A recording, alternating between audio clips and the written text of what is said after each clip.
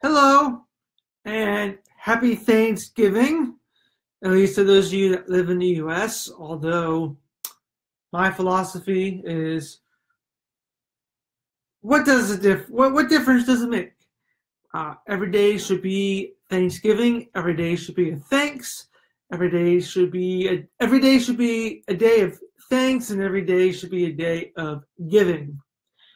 Um, and reflecting on the past year, even though it's usually New Year's, but you're just reflecting on what you're thankful for, just what you want to keep on receiving and what you want to keep on giving out. There's nothing wrong with wanting something and being thankful for something, but there's also nothing wrong with giving out love and kindness and money to those in need. So every day should be Thanksgiving. Every day should be a day where we can all just come together and feel good about what we have, but also feel good about what we've given as well. Today I am doing two different wines that I think would pair well with Thanksgiving dinner. Now, I know being that today is Thanksgiving, you're probably like, oh, great, Ryan, the wine guy, dash whiskey guy. Why are you telling me something that if we've already had dinner? Well, these wines would be for possibly next year, or maybe you haven't done Thanksgiving dinner yet, and even if you had, why not do it again? Do Thanksgiving again next week. Like I said, it doesn't have to be every day. So these are wines that I think would go great if you are trying to do the true tradition of Thanksgiving dinner. Maybe you haven't done it yet. Maybe you're waiting for family this weekend, or as a reference for next year. So we're going to start off actually with the Cava. It is Brut Nature. I think it's called Juve or Juave Camps, and it's a Brut Cava. Now, it being Brut means it's going to be dry. It's going to be dry tasting. And I actually have a pretty freaking full glass right here. We just ate dinner, so I'm just really hyper on all this food. I've had a couple glasses, so I'm just like really woo. So, but I'm good. There's really not much to say about a bubbly wine. It's always going to be just really clear. I can hold it up to the camera. Maybe, yeah, you can see the bubbles going from the bottom to the top. That's pretty cool. So it's just always going to be like a light pale color, but the nose is what really does it. Like, I mean, this has a great like apple nose. I don't know. This just has like there's like some sort of like spice going on, like apple cinnamon spice. I wish I didn't fill all the way to the top so I could try to smell without yeah, apples, cinnamon, kind of like a baked apple as well. Like an apple pie sort of. Yeah, I would say like apple pie, just really lovely. And you get, like I said, you definitely get that baked sort of smell off of it. Um, like that, if that's what you're having, like an apple pie, sort of smelling it after it's been in the oven for a while. Yeah, those bread crust, definitely get that on it as well. So here we're gonna go and sip it.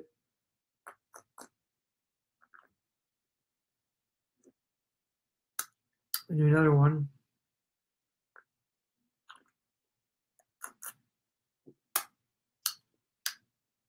Now, drinking the bubblies is a lot different than drinking regular wine.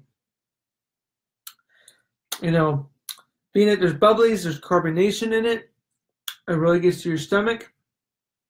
So you kind of really want to definitely take your time with it. You don't definitely want to just down it like, I am, but that's only because I want to get it down to the point where I can make sure I'm getting all the aromas.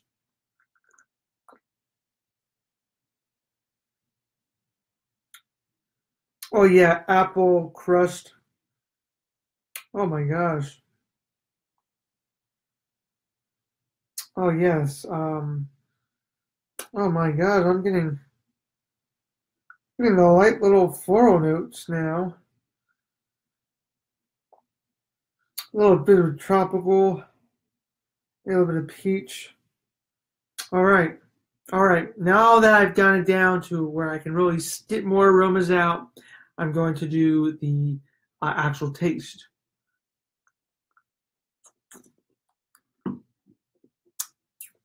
And it's different when you try to suck the wine like you do for the other because of the bubblies. You just kind of want to drink it. So it's just a really, really great, refreshing Cava Brut. So it's dry, no sweetness at all in this. Really refreshing. Really just something as a sipping wine. You go along with your dinner with your other wines, maybe a precursor, maybe an after dinner, or maybe just something that you want to go back and forth in between. It's just really, really refreshing. Really good apple on there. Definitely, like I said, definitely you do get the breadcrumby taste as you do from the smell. So it's sort of like an apple pie, not like a sweet apple pie, but like, just like an apple breadcrumb sort of.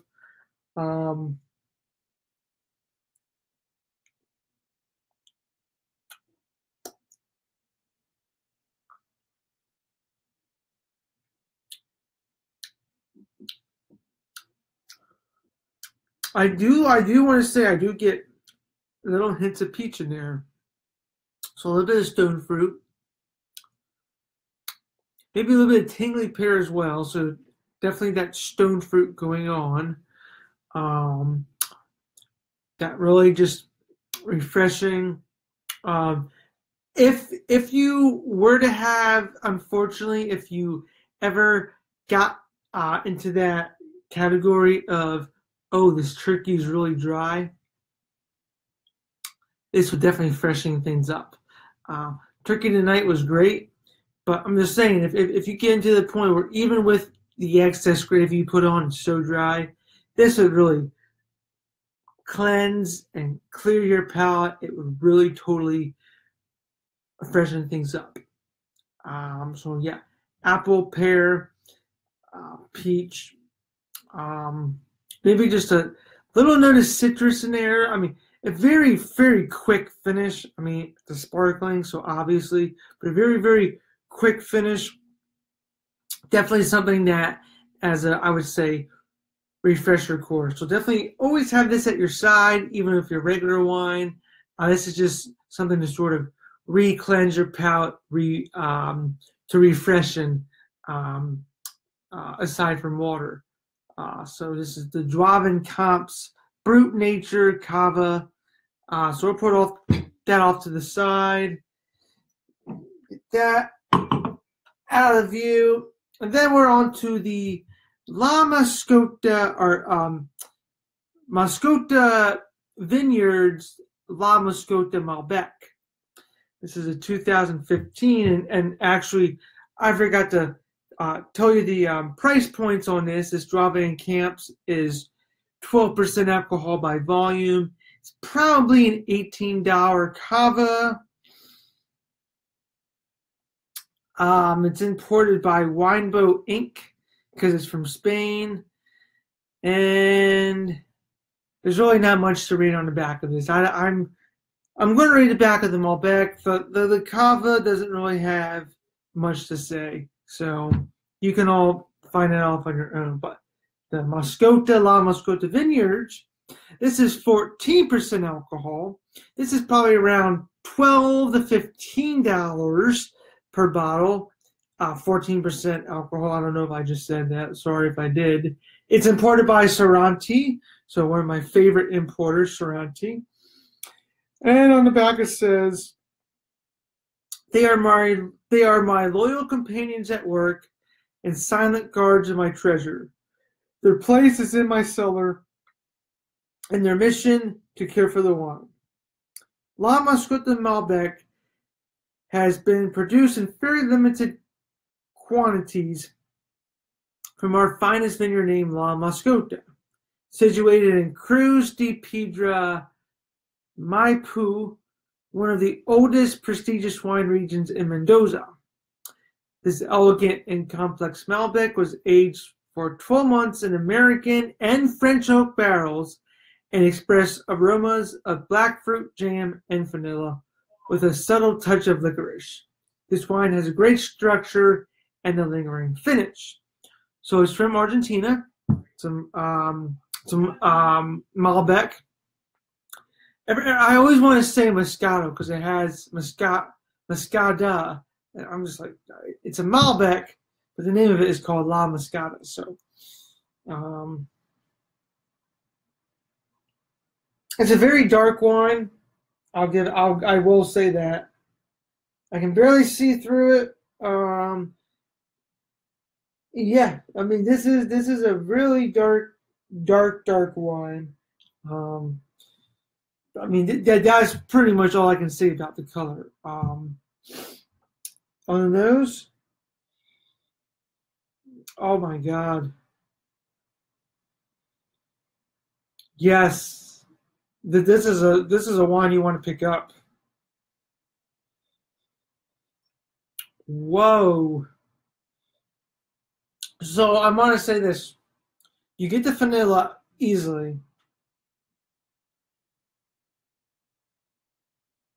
But there's also some tobacco notes. Some like cigar tobacco notes as you typically get sometimes on Malbecs.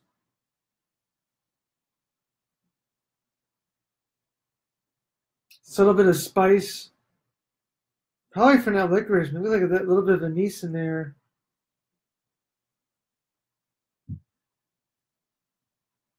But huge on the dark berries. Plum, blackberry, hints of blueberry.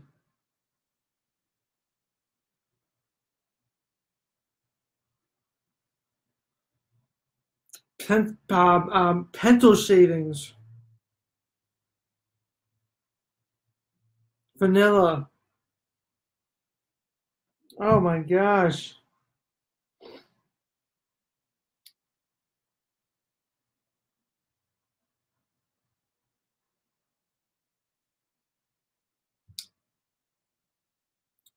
There's a slight bit of I want to say meatiness, but yeah, there's a little bit of meatiness in that nose as well.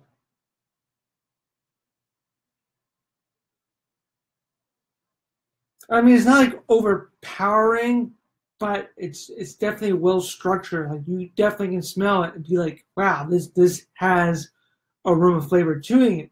It's not like woof, like sometimes Zinfandels or Syrahs, Petit Syrahs can be, are really big, bold, 15, 16% alcohols. I mean, this is 14%, so now that's kind of the average, but this definitely has a lot of aromas to it. And I love it. Oh, there's like a little floral note. Oh, wow. There's like just a hint of floral in there. I can't quite make out what it is. It's not lavender.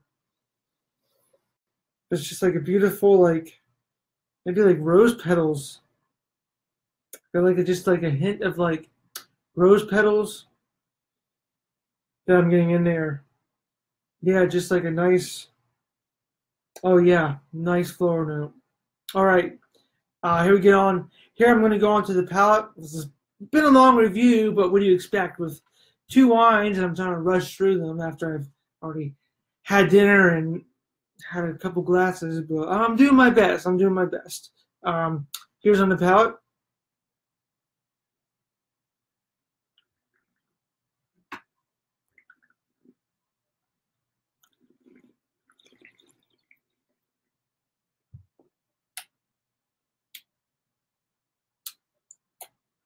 Oh my God. Oh my God. May I be the first to say, hell yes. Hell to the hell yes. Wow. Bursting flavors. Blackberry, plum, dark cherry in there, vanilla, wood oak, like pencil shaving oak, cigar, tobacco.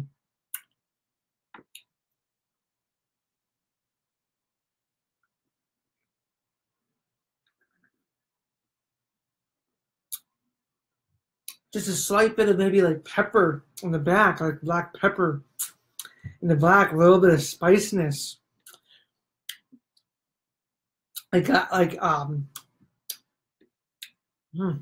Finish is dry too. It's like instant dry. Not instant dry, but definitely dry in the back. Hence why you would need to come back to the Juve and Comps.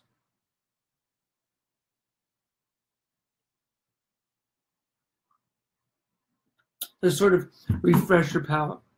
But no, both of these wines are very good. Both of these wines, again, recommended with Thanksgiving dinner, or any time you really might do turkey or chicken or whatever.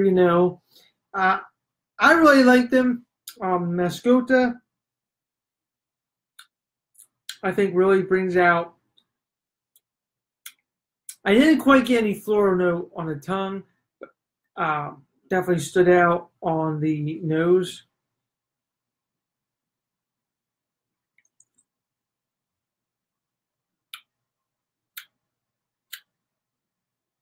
And the licorice.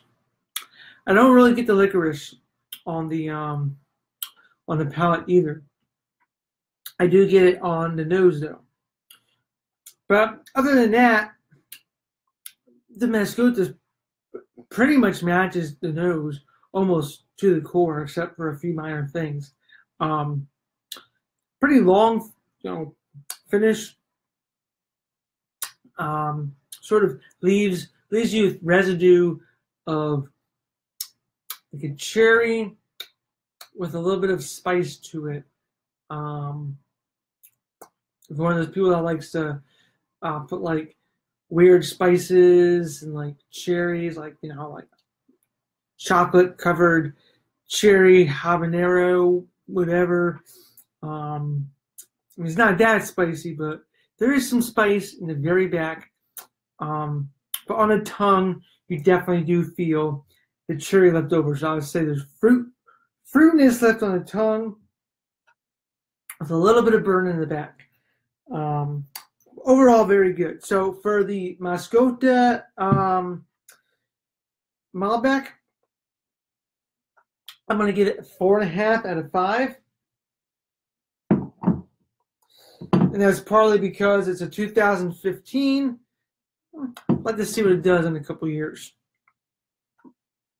Juve and Comps. It is what it is. It's a Cava sparkling. It's a sparkling wine. Unless if this tasted absolutely horrible, which it doesn't. This would get like a totally lesser review, but these don't age. You just drink them as they are. This is a perfect 5 out of 5. I don't really know how to rate a sparkling just because they are what they are. To me, it's either a good sparkling or a bad sparkling. I don't really see much need to. In my opinion, it's either going to be a 1-star or a 5-star, or maybe a 3. It's either going to be a 1, 3, or a 5. You're either going to hate it, you're going to be like, yeah, tastes okay, tastes a little funky, I can do it, or it's great, and this is great. So this is a 5 out of 5, 4.5 out of 5. I'm Ryan the Wine Guy.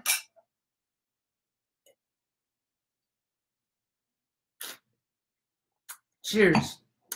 Oh, wow. It actually tastes pretty good. Both of them together. You should try it.